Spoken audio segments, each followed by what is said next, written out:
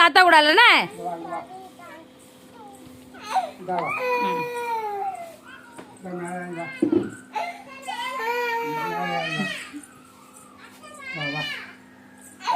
வாய பாரு வாய.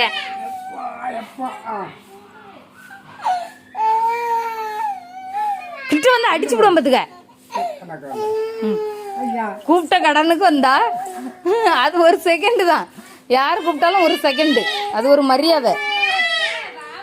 நான் எடுக்க மாட்டேன் உன்னை, நான் எடுக்க மாட்டேன், நான் எடுக்க மாட்டேன். தங்கச்சி ஆளா யான்னு கேளு. பப்பு ஏன் பப்பு யான்னு கேளு. ஆ அக்கா உனக்கு இப்ப முட்டாயிட்டு வருவாளா, நீ அழாத.